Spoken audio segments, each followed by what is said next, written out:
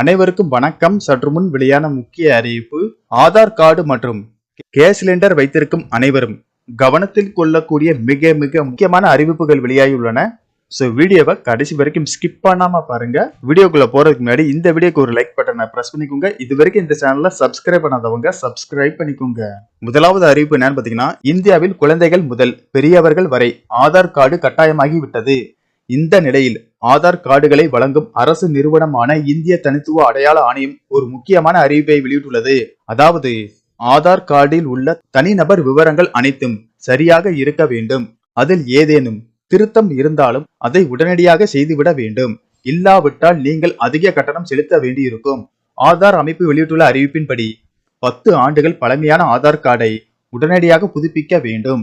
எனவே 10 ஆண்டுகளுக்கு முன் ஆதார் கார்டு எடுத்தவர்கள் தனிநபர் விவரங்களை அப்டேட் செய்து கொள்ள வேண்டும். இதற்கான இலவச அப்டேட் தேதி மார்ச் 14. அதை தாண்டி அப்டேட் செய்பவர்கள் கட்டணத்தை பல மடங்காக செலுத்த வேண்டும் என தெரிவிக்கப்பட்டுள்ளது.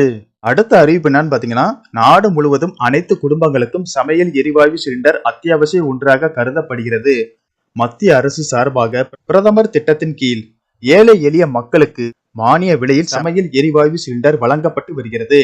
இந்த நிலையில் கடந்த 2 வருடங்களாக கேஸ் சிலிண்டர் விலை தொடர்ந்து அதிகரித்து வருகிறது. இதனால் ஏழை எளிய மக்கள் அதிக விலை கொடுத்து கேஸ் சிலிண்டர் வாங்க முடியாமல் தவிக்கின்றனர். பொதுமக்களின் சிரமத்தை கருத்தில் கொண்டு ஏழை மக்களுக்கு குறைந்த விலையில் சிலிண்டர் வழங்க மத்திய அரசு முடிவு செய்தது. அதன்படி இன்று மகளிர் தினத்தை முன்னிட்டு பிரதமர் மோடி தனது ட்விட்டர் பக்கத்தில் வீட்டு உபயோக சமையல் எரிவாயு சிலிண்டர் விலையை 100 ரூபாய் குறைக்க முடிவு எடுக்கப்பட்டுள்ளதாகும். இதன் மூலம் பல லட்சக்கணக்கான பெண்களின் நிதி சுமை குறையும் என தெரிவித்துள்ளார்.